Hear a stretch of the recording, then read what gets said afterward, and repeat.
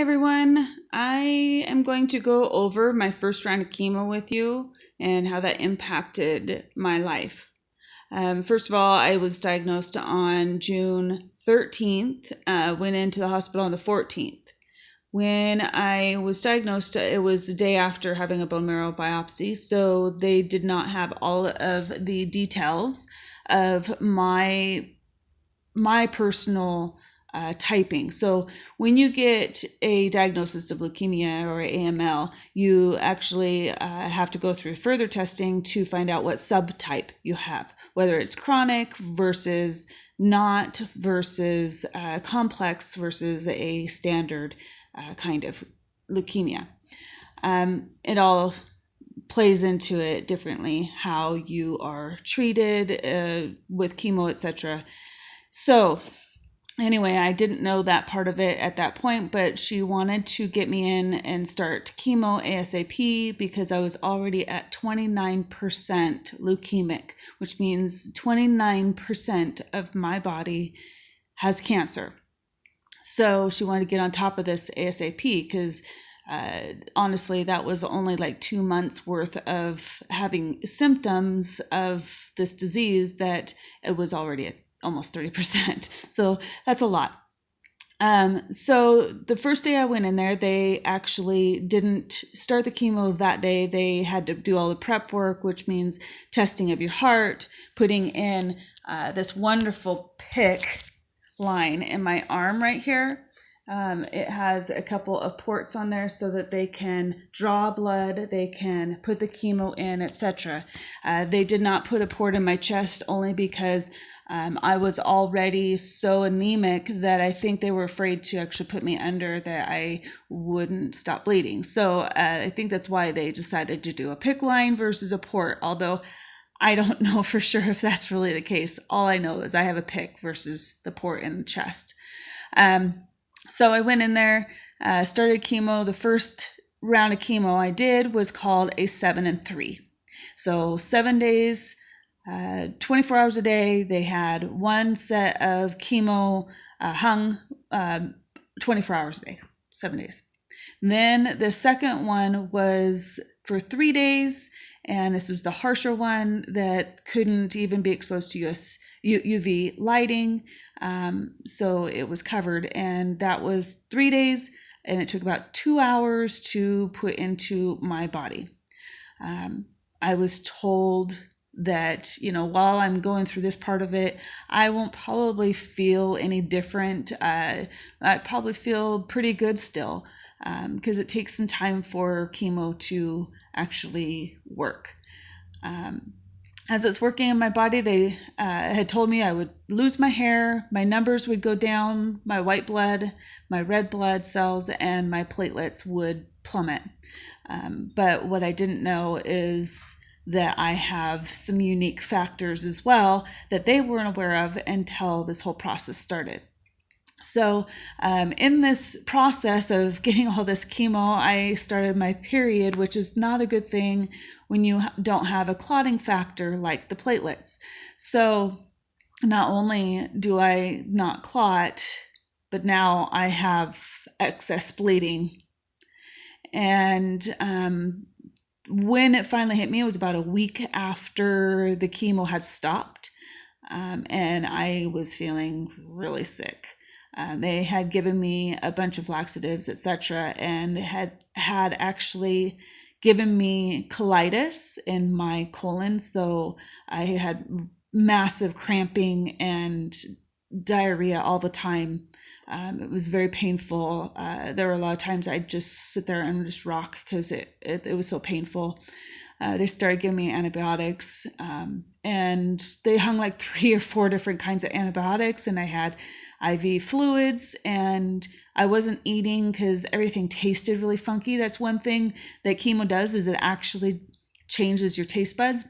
You'll notice like your gums, etc., will feel kind of slimy or whatever. It's a weird feeling in your mouth, but when mint doesn't taste like mint, it doesn't taste good at all. Then it's hard to even brush your teeth because you don't want that mint flavor anymore. So I wasn't eating very well. A lot of times I was just doing those shakes, the good old shakes. That was about all I could get down. I started having a fever of about 103. They couldn't bring it down because I can't take Tylenol.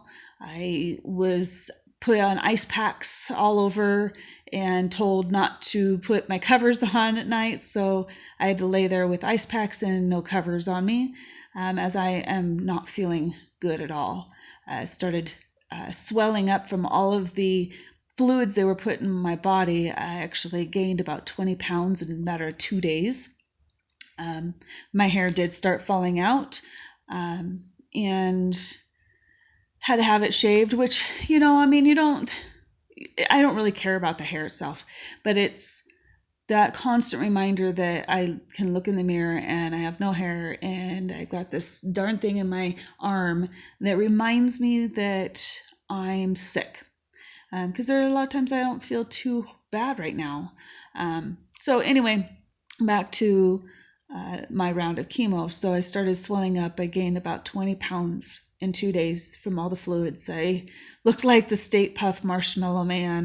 My face started puffing up and my eyes started swelling. I could feel it like growing. It was a strange feeling. I couldn't even walk without assistance, so they ended up putting a porta potty right next to my bed so that I didn't have to walk to the bathroom. And so I had a really hard night. I found out that the platelets that they were giving me, they had lots of, and they had to give me infusions all the time of the red blood cells and platelets. Well, my platelets were at 0. I had none left in my body, which means that I can't clot blood. And the platelets they were hanging did not match mine because I have a unique HLA factor on my platelets, which means there's not very many people that would have the same kind of matching. So all the platelets that were put into my body were just going straight through my body and out again because my body was rejecting it. That's not helpful when you have 0 platelets. And starting your period, you're bound to have some hemorrhaging, which I had some massive hemorrhaging. I had clots coming out that were horrifically scary, huge. It was not pleasant. And I knew that if I didn't get that under control, I could bleed out that way. I started getting hematomas all over my body. They started on my chest, and my arm was a huge one. It was red and hot, and it hurt so bad I couldn't barely even touch it. I had another one on my side of my leg that was just as inflamed, hot, red. I was literally bleeding out from every place. My gums, I tried eating a sandwich and I couldn't bite into it because my teeth and my gums hurt so bad it felt like my teeth were going to fall out. I felt something like in between my teeth, so I was picking at it and I found that it was actually coagulated blood. So my gums were bleeding, my nose was bleeding, and from what I understand, my eyes and my tear ducts were also had blood coming out. So I was bleeding from every direction you could possibly think of. I had doctors and nurses in my room on a constant basis trying to keep me going. My oxygen level went down to 80. They had to put oxygen on me. My blood pressure went 70 to over 40, which is scary low. And they weren't sure if I was going to make it through the night. That's scary to realize or comprehend, especially when you're going through it and you don't feel good. You're not really thinking about that. So 103 temperature, swelling of 20 pounds, my oxygen level and blood pressure down. And when the chaplain of the hospital comes in and he asks you, what are your thoughts on dying? Are you okay? What can I do to help you ease your mind, etc. So I am very happy that I am a Christian and have my faith, because I truly believe that God did a miracle that night. I'm not allowed to take Tylenol. It actually gives me migraines and doesn't help with anything. So I didn't have anything to bring my temperature down.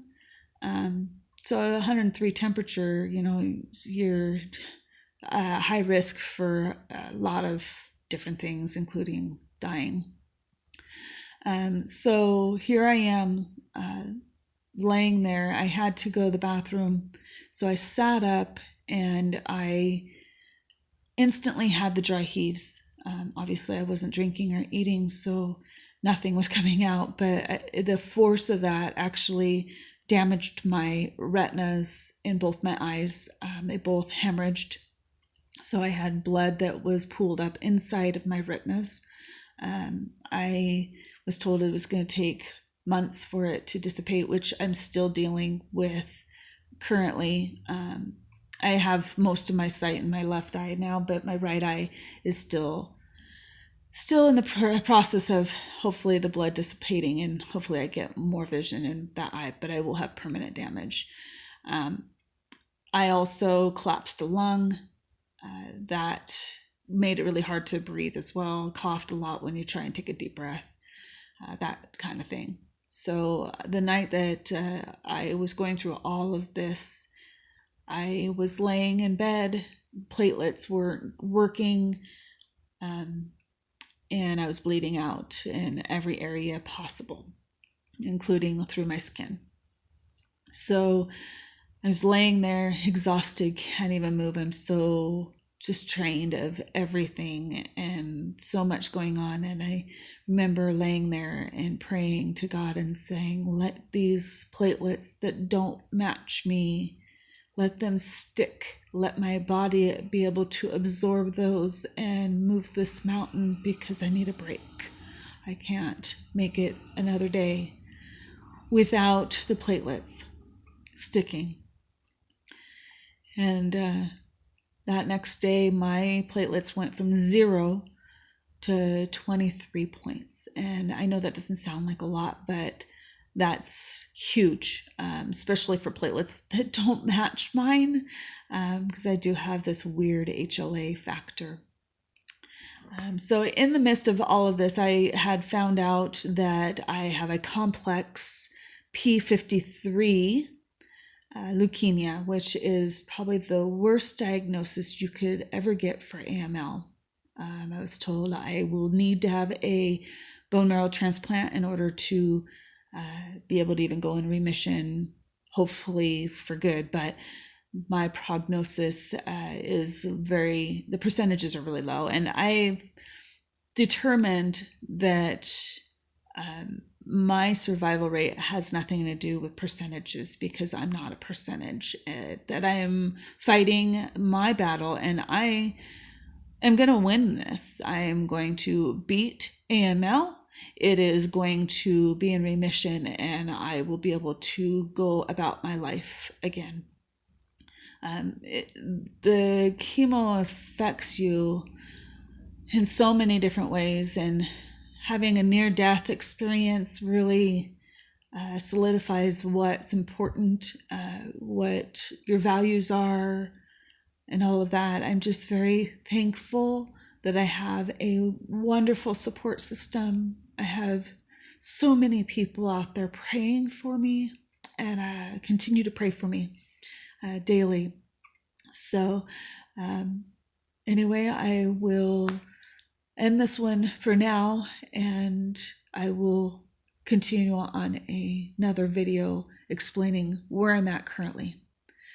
Thank you for watching.